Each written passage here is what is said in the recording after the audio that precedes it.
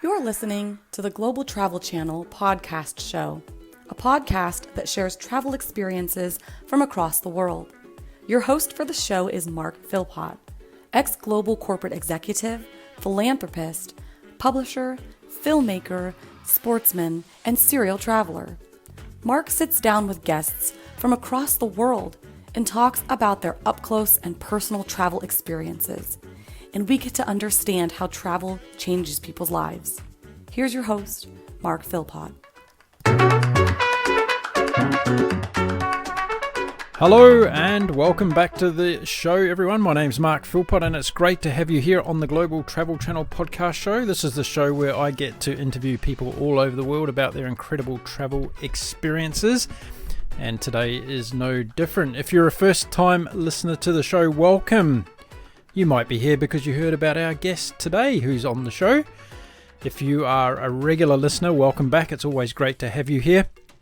We've got lots of new things going on. And if you haven't checked out our new podcast yet, the Global Business Podcast Show. Yes, I'm doing a second show and we're talking to business people all over the world about what they're doing during these crazy times to innovate, motivate and inspire us in business. So get out and check out the Global Business Podcast if you haven't already. It's available on Apple Podcasts right now, as well as Spotify and all the other usual places. Now back to travel. We're going to talk to a man who has not only lived and worked around the world in different places, he's about to start off on an epic adventure. Yes, he's going to do something that many of us would never even contemplate. When it comes to travel, there must be easier ways, but let's go and find out what my guest today is all about.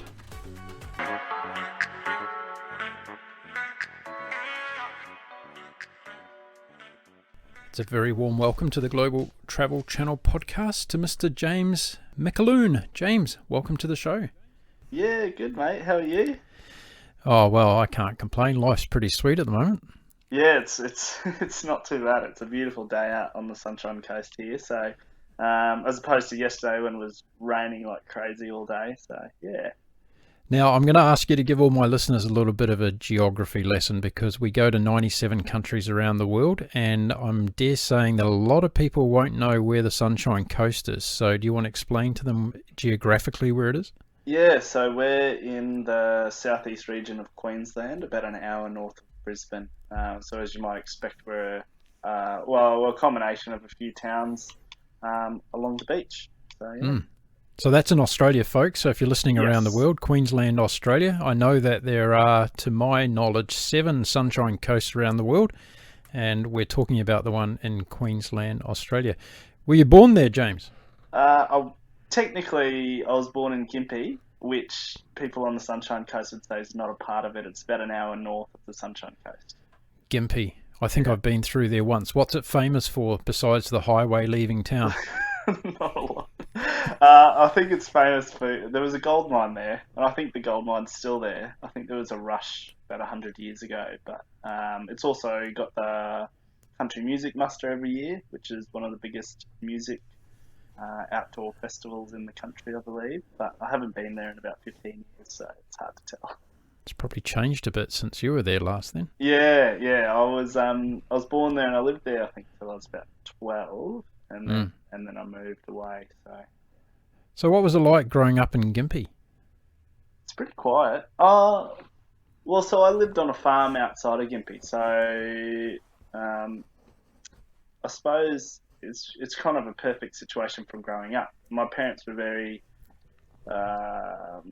liberal in letting us explore, so a lot of our childhood was spent outside. You know, the kind of the old school mentality of you're not allowed to come in until dinner's on the table type thing. So, and then being surrounded and having chores to do around the farm, plus making tree houses and stuff, it was pretty good for a kid. So you were a farm boy. Yeah. Well, I was a farm boy.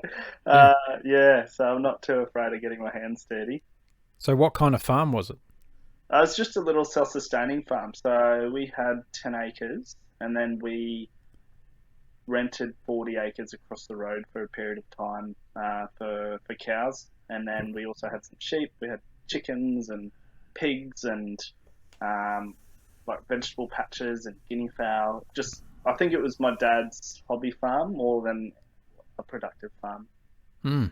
Have you heard of many unsustainable farms? Yeah, I mean, it depends on your point of sustainable. What I meant was, I guess, self-sustained, where my dad was really keen on all the meat and vegetables and kind of having his own little dream hobby farm where he could provide for himself. So you were eating all this organic stuff when you were a kid, were you?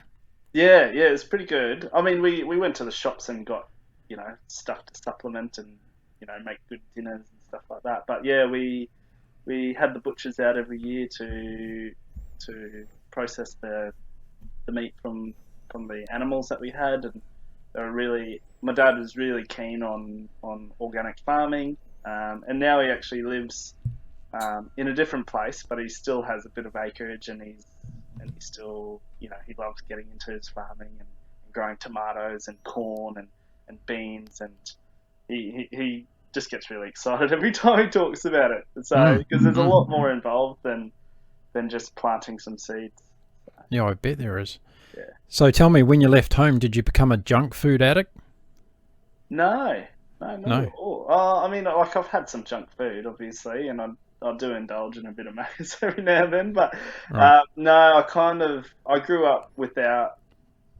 I guess my parents were quite strict on bad food, so it was always a gift or a reward rather than just giving it to us. So, and I never liked sweet things aside from chocolate, and I'm quite the same now. I love chocolate, but anything that just tastes like sugar, I don't really indulge in.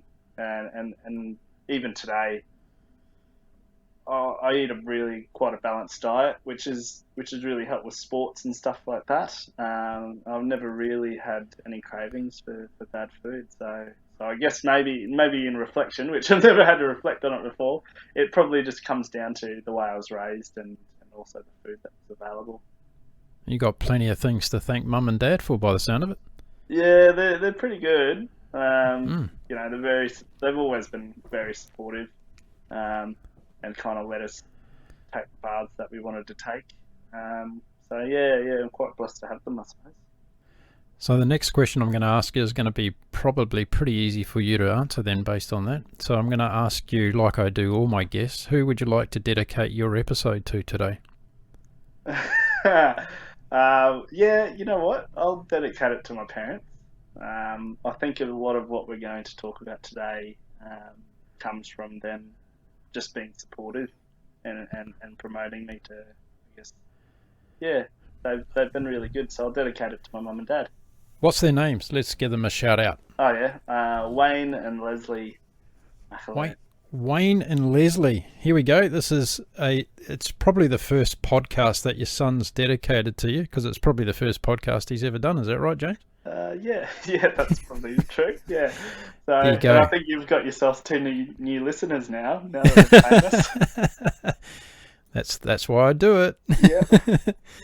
Look, there's another game I play with myself every time I do this show, is I listen to my guest's voice quite deeply, and I try and work out if you sound like someone famous in the world, and you do. You sound like someone very famous in the world.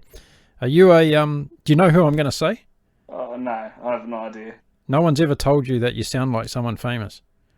No? No? I don't even look like anyone famous. Okay, well, I don't know what you look like by sitting here on, miles away from you, but I can tell by your voice that you sound incredibly like a very famous Formula One driver. You know, that's really weird. I was watching the movie Rush last night, which is a true story based on Formula One, but Yeah. I don't know anything about it. I couldn't tell you their names. Okay. Yeah. Well, there's an Australian driver called Daniel Ricciardo, and he's just left the Renault Formula One team to go and join the McLaren team for the season, and he's an Aussie guy from WA, actually. And if you get on Instagram and have a listen to Daniel Ricciardo, you'll think that it's your twin brother talking, mate. Yeah, you got me busted. I'm actually Ricardo. You're not speaking to James. Well, in that case, I've got a lot of questions about Formula One to ask you. Yeah, I'm not going to be able to answer those. Okay, so there you go. There's something to put in your database, and every time you ever hear that guy's name mentioned now, you'll remember the day that I told you sound like him. Yeah, that's awesome. So Well, before we start talking about all the crazy things you're about to do, let's talk about some of your travel experiences and Sunshine Coast. Why? First of all, let's promote the Sunshine Coast a little bit because it's a beautiful part of the world. Why should people from all over the world come and visit the Sunshine Coast? It's pretty much the perfect place, and I don't say that lightly. From living here and from traveling extensively, it's really good in terms of it's got fantastic, beautiful beaches. It's not overcrowded and built up. Like you say, you go to Miami, yes, it's beautiful, but it's surrounded by lots of high rises. It still has a very local feel to it. There's no real drastic weather issues like you might get in Cairns, so we don't have cyclones, we don't have dangerous animals. It's just beautiful. And this time of year in winter, the average temperature is, I don't know, like 23 degrees Celsius, which is in the mid-70s Fahrenheit, and it's a dry season, so it's perfectly sunny all day. The waves are pretty good. It's close to the hinterland, so lots of rainforest and waterholes and waterfalls and little boutique areas. It's kind of, if you're looking for an outdoor life, if you're looking for outdoor life as in a bit of adventure like hiking or surfing or relaxing at the beach or going to cute little cafes, you can't really beat it. It's quite family friendly, so yeah, I really love living here. You don't work for the Sunshine Coast Tourism Board, do you? No, not at all. No. But yeah, no, it's true. I can't think of many other places that I'd move to. So there you go, everyone. If you're listening from around the world and you're planning a trip to Australia, don't just stick to the cities because there's lots of Australia that's very beautiful, and the Sunshine Coast is one area, as James has just explained. They've just had an extension to their airport, so they're going to be taking international flights in there shortly. And I'm not too sure whereabouts from around the world you're going to be able to fly into the Sunshine Coast from, but that'll all come out in the wash of post-COVID-19, I'm sure. And check it out. So James, you've been traveling a lot for a lot of your life and living overseas. Where are a couple of the places you've actually lived? Yeah, so my mum's actually from the US, so I went to university in the United States, in Michigan, in fact. Michigan. Now, there's a place that has nice warm winters. Yeah, if you like snow 7 months of the year. I based myself there for a number of years, and being kind of outdoorsy into climbing, I did a lot of road tripping all around the United States, climbing and diving and just visiting, really. Also, it's really close to Canada, so it's easy to go up and visit Toronto and kind of French Canada and around the Great Lakes district. And then through university, I got the opportunity to move to Chile to study at one of the universities in central Chile for a year. And then I used that as an excuse to backpack everywhere and anywhere I could in South America while I was studying as well. So, and then I moved back to the US, finished my thesis and got my degrees, but then from my experience in Chile, I actually got offered a job in Patagonia. So I moved down to Punta Arenas, lived there for about 6 months, and then moved back to the US again, where I visited. Through work, I got a job there for about a year, so I got the opportunity to travel to Atlanta, Miami, up into Canada quite a lot, and then I wouldn't say homesick, but I'd had enough of living in the US and I was ready to move home. So then I moved back to Australia, and I've never really travelled in Australia much. So in the last 3 years, I've done the Great Ocean Road, travelled up to Cairns a few times, and Townsville, and over to Vanuatu, New Zealand, and back to South America a few times through work. So Peru, Chile, Argentina, and Antarctica most recently. So you've been the right little global jet setter, haven't you? yeah, especially in the last few years. It seems to get faster and faster every single year. So. Now, I have a lot of listeners in the United States to my show, and I'm sure they're interested to know a little bit more about how the Aussie found moving his life to Michigan to live. How was that transition for you? Actually, it was a lot harder than moving to South America, and I don't mean that in a bad way. I think moving to South America, I was fully prepared for everything to be completely different, and so I embraced it. First, you go to the US, and there's a lot of similarities as much as there's a lot of differences. But I think because a lot of stuff is relatable and and they speak English and so forth, it's almost like everything is just a little off. So it just threw me off all the time, and it was just tiny little cultural aspects or words or just the daily lifestyle and how you approach a day. So yeah, I found that a bit harder at first to adjust to, just Mm. because it was just a little off, and it kept throwing me off. But eventually you get used to it and you make friends and you get to explore and get to know everything and adjust quite well. So yeah. How old were you when you first moved over there? Well, I went for a trip when I was 7, and I Mm. stayed there for a few months, and then again when I was a teenager, and then I think when did I move back to Australia? It was 24, 25, 24, I think, when I moved back fully. I'd come back a lot during uni, Mm. for the summer holidays and stuff like that, but yeah, moved back officially when I was 24. So yeah. Mm. Quite a journey. So Yeah. how was it in terms of how did the American guys, particularly around your age, assimilate with you as an Aussie coming to live in there? Did you get a hard time all the time? No, there's a lot of jokes based on stereotypes, but no, it wasn't too bad. I mean, I can take it on the chin. Being a Kiwi, that we like to give each other a hard time and we don't take things seriously. So a lot of jokes about kangaroos and stuff like that. And people wanted me to say certain phrases, but yeah, but it wasn't too bad. I think we're a lot harsher in Australia and New Zealand. Okay, so a lot of time spent in South America. What do you love about South America so much?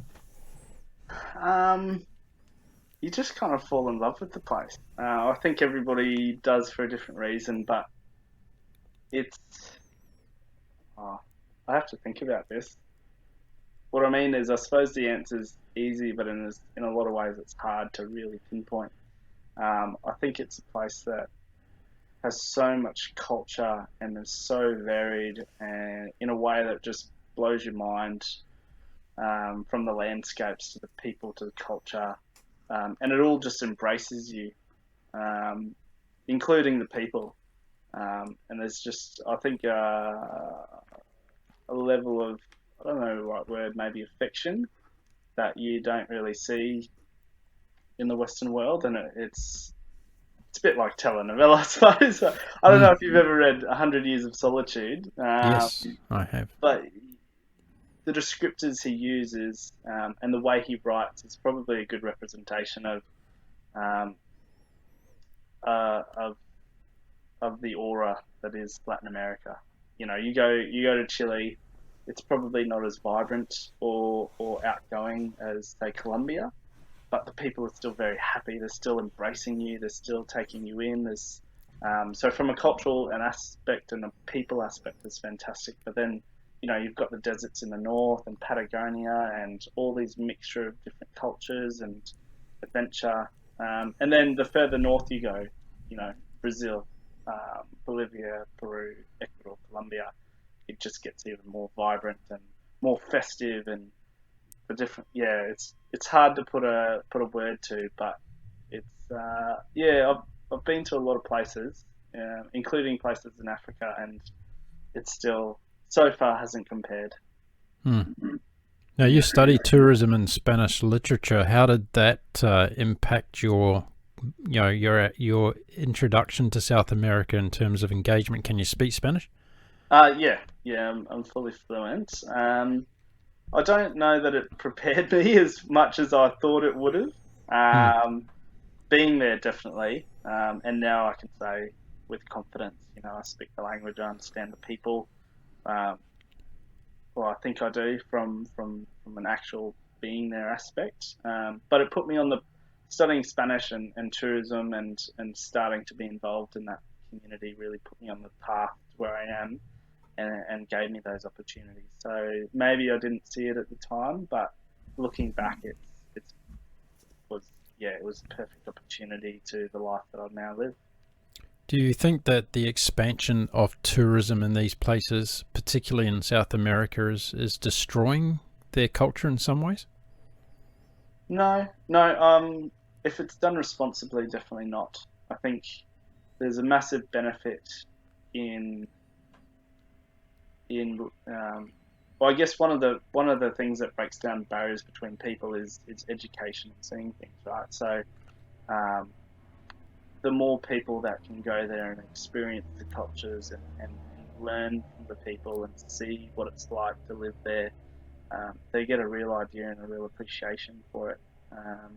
And that's exactly what tourism is a driver of.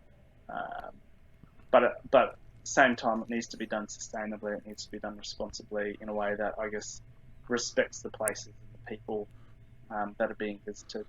Yeah.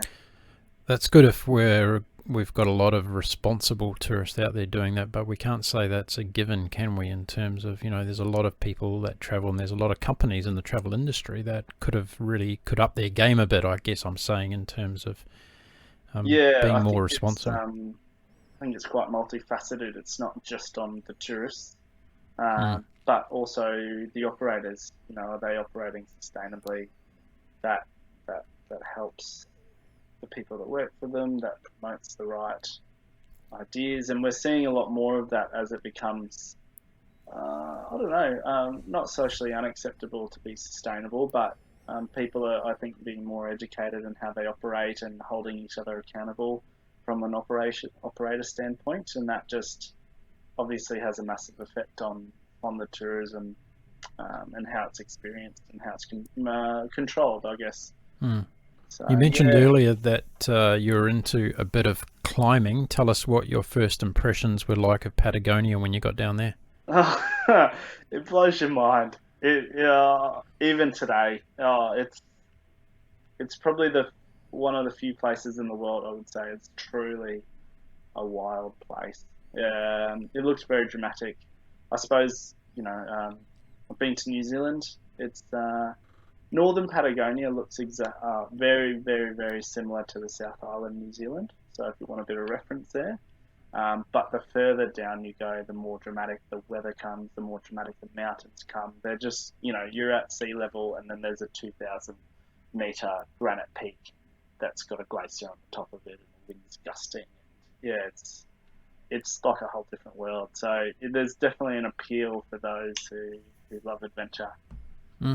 Yeah. So it's a great place to go if you want a bit of wet and wild, isn't it?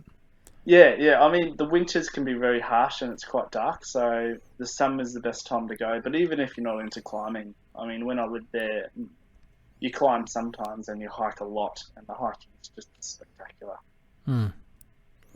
What do you think all that travelling that you've done over the years so far how do you think it's changed you as a person? These are very deep questions I didn't expect. That's good. Yeah, it's definitely opened my eyes in a lot of ways. One, in what I can do, which I think obviously was encouraged by my family growing up. But the fact that I've been able to achieve that, coming from a small farm in Gympie, really opened my eyes and allowed me to see, there's certain things that come down to, you making the decision and which way you like to go. But traveling in itself has opened up my eyes, I guess, to this a lot more perspective. And what I mean by that is seeing things, especially having lived in different places. It's a lot different than just traveling there. You get a real sense of what their life is like, what it's like for them growing up, what's issues and day-to-day things they deal with and care about. And in a lot of ways, we're all the same. But in other ways, we have our own challenges. So I think even if I don't understand particularly the challenges, I think I find I never just take things for what they are, and I always ask a lot of questions and try and see the whole picture. And that's probably the biggest thing I've taken out of traveling. That's turned me into who I am, and part of how I approach business and life and friendships and opinions and stuff. So if you were to write the 12-year-old little amigo back in Gympie an email and tell him what to do with his life, what advice would you give him? I probably wouldn't tell him anything. I'm quite happy with how my life's turned out, and I wouldn't want to change that. So, I'd just let him experience it for himself. Yeah, cool. Well, today's show is really about two different sides. I wanted to give the listeners a bit of a flavour of you as a person and some of the global travel you've done, and now we're going to switch gears and we're going to talk about something really ludicrous that you're about to do. Yeah. I use that word in a term of endearment, of course, because I think it's fantastic. But before we get on to that, do you remember how old you were when you started walking? No. No. I don't know. One? How old you mean walking properly or actually walking? Yeah, walking properly. Yeah, just walking, like, getting up and taking your first steps. No, I have no idea. I don't know. Okay. Well, there's a question for your mum and dad when you finish the podcast. You can ask them how old you were when you took your first steps. Yeah, perfect. Because it's very relevant today, because we're going to be talking about walking now, and you're going to be setting off in a couple of days and doing quite a long walk, aren't you? Yeah. The entire length of Australia, in fact. So longer than I ever would have imagined walking. So tell us all how this came about and what you're attempting to do exactly. Yeah, so as everybody's aware, COVID has affected, well, the entire world really, including us here in Australia and particularly everybody that's, a lot of people have been affected financially and lost their jobs, and we're no different.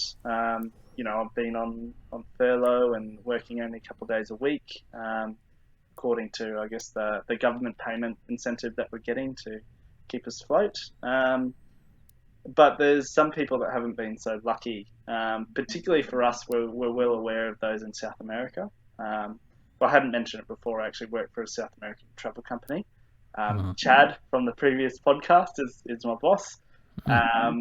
And so we're quite ingrained into what's happening in South America, and places like Peru, especially, if you think of Cusco, the entire city relies on tourism, and the people there live, on dollars a day, just enough to, pay their expenses. So as soon as COVID hit and the borders got closed and tourism fell flat, they were in a lot more dire straits than us, and really, they couldn't even put food on the table. So Chimu and the management kind of just emailed everybody, because they're quite inclusive in terms of our government, in terms of how we operate, and just asked for help and any ideas and what we could do. And I was like, well, what if I walked across Australia? You think about it. I don't have to travel internationally. It's not too expensive. It would help raise a lot of awareness and be a good platform. And I've been training for a climb I want to do, so I'm already, I've got a good base of fitness that I can really tackle. What do you think? And I'm like, I never thought you'd go for it. Never in my life. But I don't know if you spoke to Chad last week, but he's quite easygoing, and the only response I got, which was about 5 minutes later, was, "Sounds great. Let's chat how we're going to do it on Monday." And and then it just sinks in that you've committed to walking across the entire Australian desert. Had you been drinking at the time? No, but you're not the first person to ask me that. A lot of people that I've had on my show who have done extraordinary, let's say, adventurous travel expeditions around the world all told me that it came out from a pub bet. Yeah, no, this is just a random idea that I thought would be amazing. So, and I think, like I was saying before, it didn't seem impossible, and I don't know if that's being naive or if it's just a bit of hubris from past expeditions, but I guess I'll find out in a few days. So. Well, I had a young guy on the show some time ago. His name was Daniel Headley, or his name is Daniel Headley, and Daniel's riding a penny farthing across Australia at the moment. Really? Yeah, so a bit like you, he wanted to do something and get out there, and you've decided to use your 2 feet and your 2 legs. So you're going to be setting off in a couple of days. Tell everybody where you're starting from and what the actual route is to get to the other side of Australia. Yeah, so I'm starting at Alexandra Headland Surf Club, which is actually about 100 metres from my house. So I think the coolest thing of this whole thing is that I wake up in the morning and I just walk down and then I start walking across Australia. Right. As opposed to big trips, you want to fly somewhere and there's this big anticipation. It's almost like I'm walking down for a coffee on the other side of the country. So, and is there going to be some kind of a ceremonial departure where you're touching your toes in the Tasman Sea or the Coral Sea or whatever at the beach before you leave? I don't think so. I'm going to do it, definitely, but whether or not it's ceremonious, I'm not sure. Right. We've invited a few people down and colleagues and told people we'd be there. Yeah. But I think with restrictions, we can't have like a massive ceremony celebration thing. So yeah, I think we're just going to have a coffee and a catch up, and I'll touch the water to make it official. Yeah. And then I'll head off. And if people look at a map, the way I'm kind of thinking of going, the way I am going is I'm going up to Toowoomba, so I'm heading west, southwest, and then from Toowoomba, a town called Gundawindi, spelt Gundawindi, but Gundawindi, and then from there, Burke, Broken Hill, so continuing southwest all the way to Port Augusta, right? Where from there I'll cross west, across the Nullarbor to a small town called Eucla. Yep. And then from there, the main roads kind of, you go north by Kalgoorlie to Perth, or you go south towards the Margaret River. So I'm going to go south to Esperance and then finish up in a small town called Bunbury, which is just north of the Margaret River. And why are you finishing up in Bunbury? Because I didn't want to go to Perth, and it's closer to than Margaret River. So yeah, essentially it's the closest western point in southern Western Australia. So that's why I chose it. Right. Yeah. So I'll finish there, and it'll probably be a celebration. I hope so, and then might spend a few days in the Margaret River to relax before I come home. So how many kilometres in total is this walk you're about to do? I might be wrong, but I think it's 4,123. 4,123 kilometres. How many miles is that for our friends in America? Do we know? 2,500 something. 2,500 miles. Yeah, if you think 5,000 kilometres is 3,100 miles, I reckon it's around 2,500 miles. Okay. And what kind of training have you been doing for this? Lots of beer drinking. No, lots of walking. As funny as it sounds, just lots of walking. So a mixture between long, flat walks, just to get that under my toes, and then shorter distances with maybe a weighted backpack and some hills, and occasionally a very short distance with a lot of weight on steeper hills. The first part of it to Toowoomba is quite hilly, and then from Toowoomba it's flatter than a pancake nearly the rest of the way. So the most important for me was just getting Ks under my feet, strengthening all my, the little muscles under your feet and in your ankles, and getting used to the sun being on you, and your metabolism obviously changing as you train, and just get your body ready for it. Okay, so there's a million questions coming at you now about this adventurous trip you're about to do. So you've been doing a bit of training. How old are you, James? Just turned 28. Okay, so you're a fit young bloke, yeah? You got no medical conditions or anything? No, not that I'm aware of. You haven't had any COVID-19 up close and personal experiences? No, fortunately, we've been quite lucky, and I've got no issues in that regard. Okay, well, this is taking social distancing to a whole new level, isn't it? Walking across Australia. So, yeah, exactly. For people that have just listened to James explain the route that he's taking, he's not going down the, let's say, the eastern coastline of Australia. He's actually heading inland, and he's going to be taking what I would call as a shortcut down through the middle of Australia. But he's going to be coming across some pretty harsh environments, particularly this time of the year, where there's going to be some cold winds blowing up there, I would suspect, all the way through down to South Australia. How many clicks a day do you think you're going to be walking, James? My goal is to average 40, which is 25 miles, I think. Okay, so you're about, what, 4 kilometres an hour? Is that your walking pace? Yeah, well, 4 to 5. I think because I'm going to be pushing all my gear in a little, like a pram stroller type thing, it'll be closer to 4. So, 8 to 10 hours of walking a day. So you're going to be pushing your gear with you, so you're not going to have a support vehicle or anybody going with you? No, it's fully self-supported. So I think some people from work are trying to organise like a van or a caravan to join me across the Nullarbor. But ultimately, it's fully self-supported. Okay, so tell us about this little contraption you've got to push all your gear in. What is it, a wheelbarrow or something? Is it from the farm? No. My dad wouldn't give me his wheelbarrow. So, no. I don't know if you can imagine, those child trailers that go behind a bike? So you can pull your kids when you're going on a bike ride? Oh, yes. I want to get one of those for my dog and stick him in it. Yeah, well, it's one of those. So right. It's one of those with a front wheel. Yeah. And they can hold up to 50 kilograms, which is like 110 pounds or something. That's a big dog. Yeah, it's a massive dog. I actually finished loading it this morning just to make sure everything was good to go. Yeah, and it holds all my gear. It holds a lot of weight as well, which is good. As you mentioned, there'd be up to 5 days without food and water, so I don't have to carry all that with me, which weighs quite a bit. And that's how I can be fully self-supported. And by having it on I guess let's call it pram.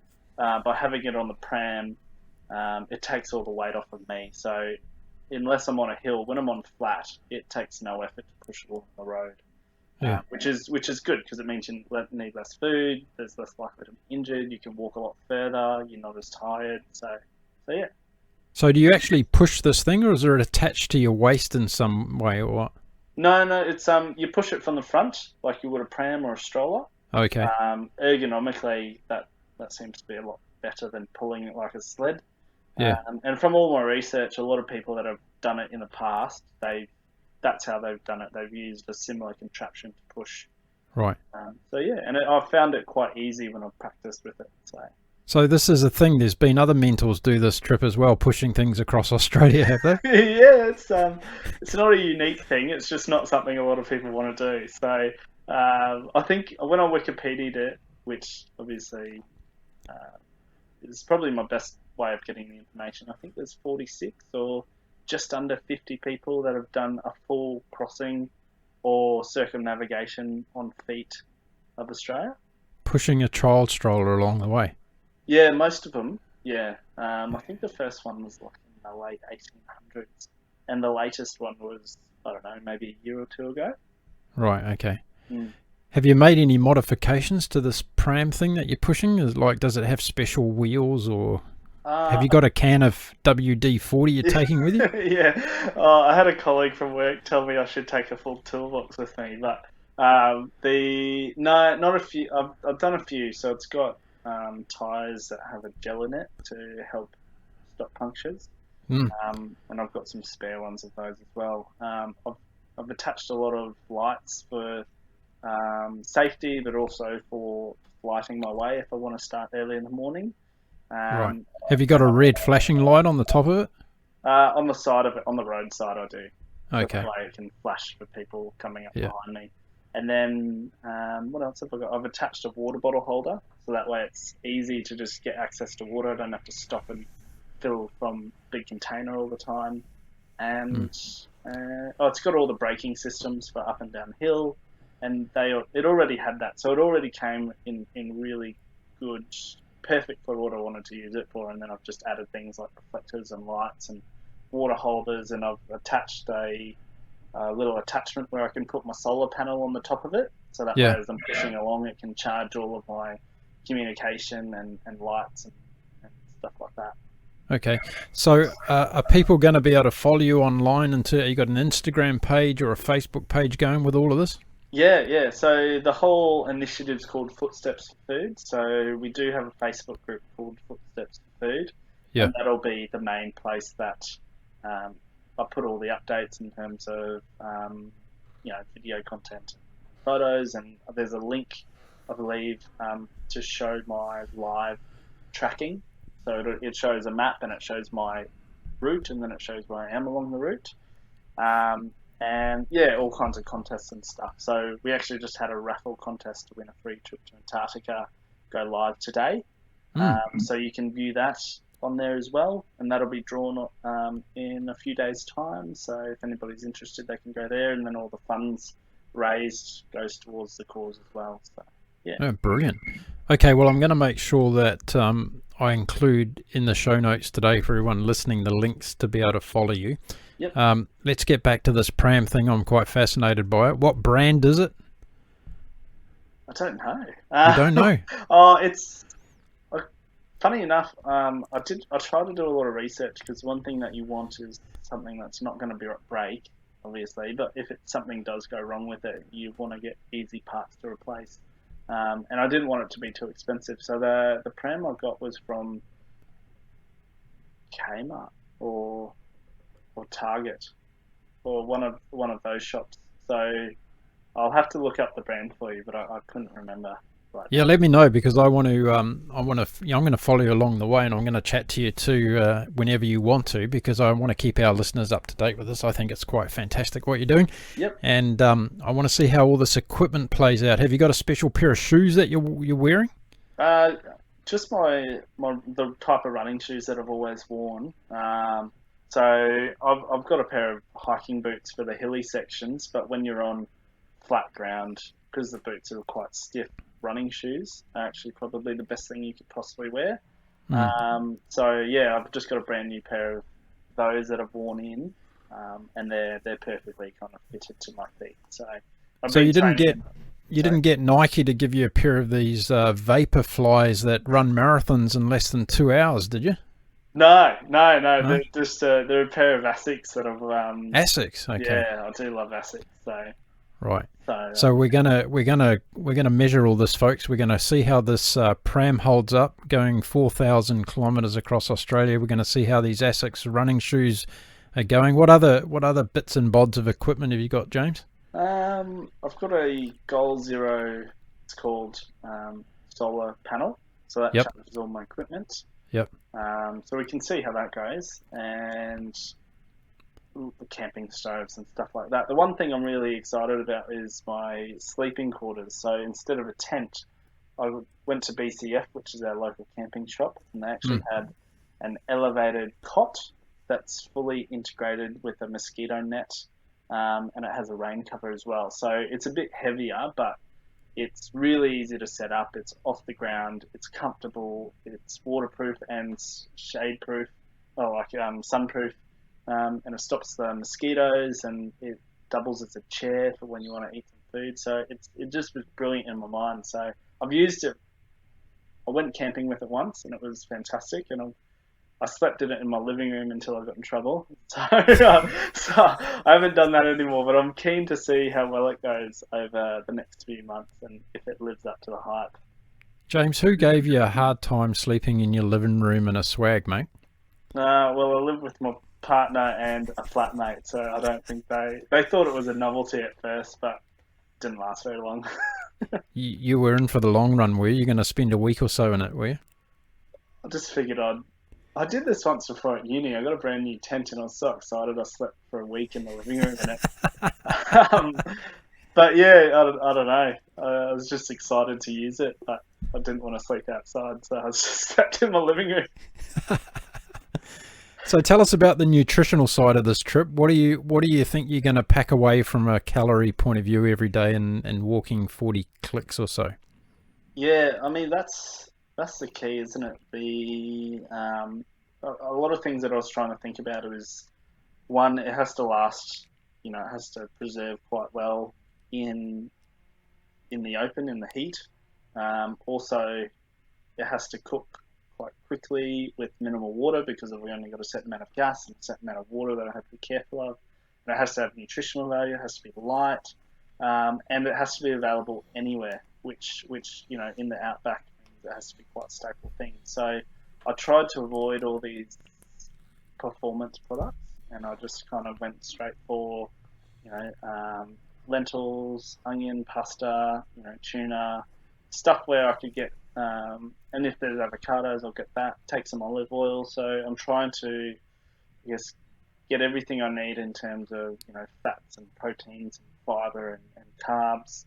And then when there's fresh vegetables and stuff, or like avocados or apples or something that can last a couple of days, I'll take some of that as well. But otherwise, I'll take some multivitamins because, that's quite key to have good nutrition.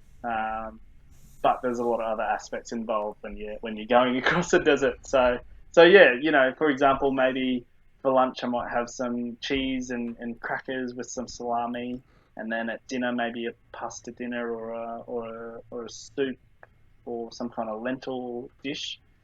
In the morning maybe something easy and quick, maybe a coffee and some porridge or oatmeal or something like that. So have you worked out how far it is between provisioning places, like how many days your food's got to last you for each leg of the trip? Yeah, I have. I've sat down and done that. I've made notes. It's hard to remember every single one the entire way across, but ultimately I think the furthest I'll be is 230 k's away from the next town, and that only happens a couple of times. So at most I'll have to have about 5 days of food with me. But obviously I want to have some reserves just to be safe, because I know a lot of those towns can be very, very, very small. But yeah, so probably anywhere from 2 to 5 days I have to make sure I have provisions for. And then across the Nullarbor, there's roadhouses, but apart from that, there's certain sections that are very long without food and water, so I'll have to take some extra stuff there. So what are some of the things that you're most concerned about on this trip? What are the things that kind of jump up and you go, oh gosh, I hope this doesn't happen or whatever? I don't know, probably not what you think. Probably the monotony of it. I'm not too worried about, it's winter, so if there's anyone in the US or Europe or listening abroad that's worried about dangerous animals, snakes really, I don't know the right word for it, but essentially they go to sleep and they hibernate in the winter. Spiders, all the kind of dangerous things you might be worried about isn't much of a concern. Dingoes perhaps, but generally they're quite, they just want your food. They're not really, they're not quite very aggressive. Unless you're a baby. Yeah. I was trying to avoid that, but yeah, unless you're a baby, luckily they might get confused by the pram, but there's no babies in there. So, and it's being winter. You did mention the winds before, but it also means that there's a lot less heat, which is a really good thing. So cooler weather means you don't need as much water. There's not as much danger in terms of heat exposure. So it's quite good. I think the thing I'm worried about the most is, as much as I've trained, it'll be interesting to see how walking 40, 50 k's a day every single day compounds. But yeah, that's more of a curiosity, and that could lead to maybe an injury. So the last thing I want to do is get an injury. But other than that, it might just be some boredom. So I've tried to prepare for that, but ultimately we'll see how it goes. Well, I can recommend an outstanding podcast show for you to listen to. There's over 150 episodes here for you to download and take with you on your journey. Yeah, absolutely. Definitely. And I say that in all seriousness because I've had so many inspiring guests on the show talking about their travel adventures, and it might motivate you and inspire you, when you're getting a bit down out there. Yeah, definitely. Well, I listened to the last one, and I'm obviously listening to this one now, so maybe I'll have to start at the beginning and just work my way through it. Now, a couple of things I want to come back to that you've just shared with us, in particular on the nutritional side. Are you taking oats with you? Yeah, I was planning to. Yeah. Mm. Yeah, oats is a good one for you because you'll get a lot of get a lot of energy and a lot of staying power out of eating oats every day. Yeah, I guess essentially how I want my day to work is wake up around 6. It gives me time to kind of to sit down and cook some oats and eat it and kind of wake up and enjoy it. Then pack up camp and then on my way. And then I'll probably, depending on how I'm feeling, I might not stop for lunch just to eat while I'm walking. And then at dinner as well, have that other food that I mentioned before. But yeah, oats is a really good one because, like you said, it's quite nutritious, but cooks up quickly and it's really light. So that's Yeah. good. Yeah. So are you basically going to be going from sunrise to sunset? Is that the plan? I hope not. No, it depends. The plan is to walk 8 to 10 hours a day, Hmm. and I'd like to finish in daylight. That way, I've got time to find a place to camp and set up. But if there's a town,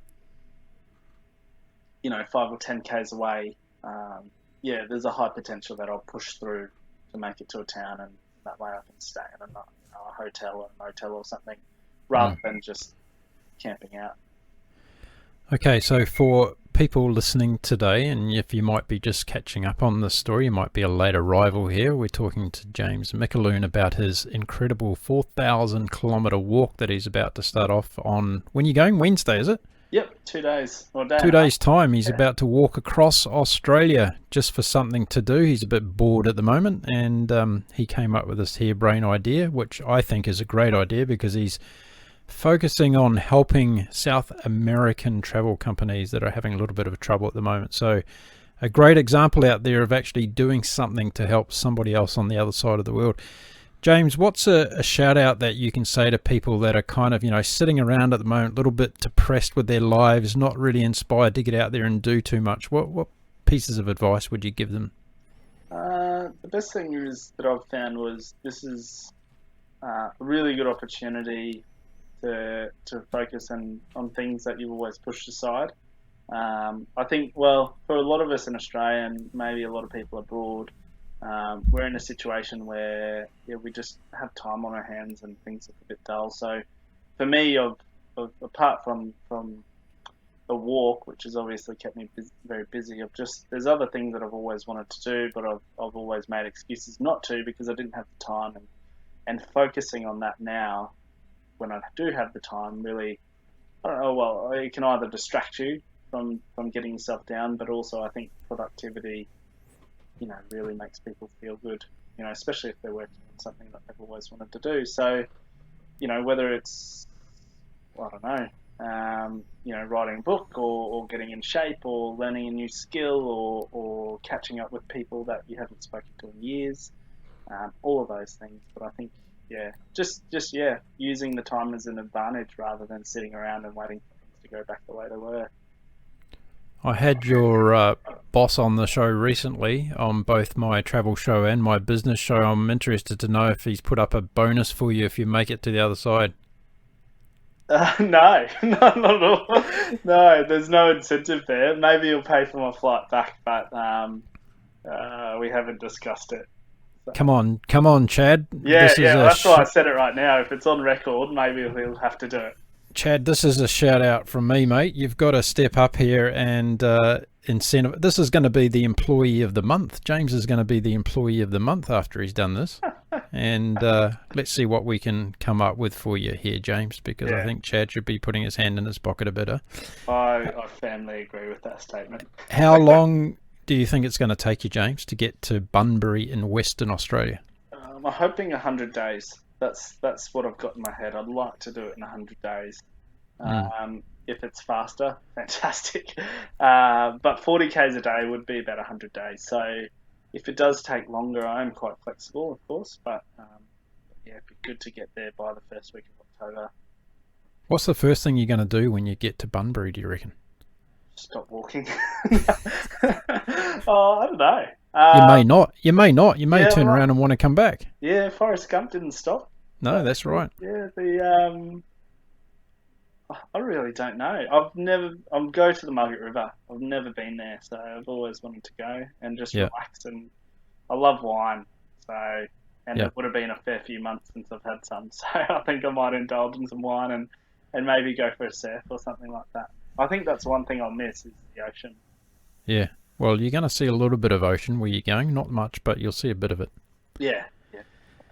Well, if you're listening out there and you can support James's activities in any way, please do so. As I said before, I'm going to put all the details on how you can follow James in the show notes of the podcast show today. He's doing an extraordinary thing by walking across Australia. He's setting off in 2 days' time from the Sunshine Coast from a surf club on the beach, and he's going to walk all the way inland, southwest down to South Australia, and then across the mighty Nullarbor. Most people go in cars or caravans or motorhomes or even take the train, but James is going to walk across there. Why didn't you decide to run this trip, James? Why did you walk? Well, it's a lot more achievable if you walk. One, carrying all that gear makes it quite hard running, pushing all that gear, and from previous experience, for something like this, you wouldn't be going many extra Ks running than you would be walking, but you probably use twice as much strain on your body if you're running. So if you're weighing up the benefit, that there's not much additional by running it. So unless you had a support car and you were able to do double the distance, it just doesn't make a lot of sense, to me at least, in order to get those Ks across and conserve energy. So yeah. Do you think you're going to lose a lot of weight? Yeah, probably. I mean, ultimately, I'll lose some weight. Funny enough, though, I've actually gained weight. I'm doing double the amount of training I've ever done in my life, and I haven't changed the amount of food I'm eating, but I think my metabolism's changed, where before I did a lot of running, and now it's just slow and long, and my metabolism slowed down because of that. But walking 40 to 50 Ks every day and eating oats and tuna and pasta, I think I'll be pretty skinny by the end of it. I think we should have got one of the Australian universities or the Australian Institute of Sport to put some sensors on you and check out your physiological changes along the way. That would have been interesting to see what happens. Yeah, maybe that's a good idea. Maybe I'll record some stuff at the start and then at the end see what the change has been. You could spend the afternoon talking to, James Cook University up that way? You got a university up that way? Yes, University Sunshine Coast, actually. Yeah, they could, jump on board and do something like that pretty quickly. It'd be really interesting to see, and then you can sell that data to all over the world. Yeah, it'd be fascinating. Yeah, I've got a friend that's a nutritionist, so she might be interested in some data, but I'm not looking to sell anything from it. Okay, fair enough. Well, listen, James, it's been wonderful having you on the show. I'd really like to track and follow. If you're up to have a couple of chats with me along the way, somewhere along the route, we can get in touch again and keep our listeners updated with your progress as well as your finale when you get to Bunbury. I'd love to do that to continue supporting your cause. Yeah, that would be fantastic. I'll organise some stuff with you and we can talk about how it's going. Yeah, fantastic. Okay, well, we'll do that. And thanks again. And thanks for putting out the shout to dedicate the show to your mum and dad today, because they've obviously raised a good boy. And I can tell you what, you're about to do an adventure that's going to change your life, James, that's for sure. Yeah, thank you very much. It was a pleasure. There we are. That was James McAlloon talking to me from the beautiful Sunshine Coast in Australia. If you haven't visited the Sunshine Coast, book a trip. It's a great place to go. James is about to embark on a 4,000 plus kilometre walk across the huge continent of Australia, unsupported. He's going to be pushing all of his support gear with him. We wish him all the very best, and don't forget to come back and tune in, because we're going to catch up with James as he heads across the Australian continent, the great southern land.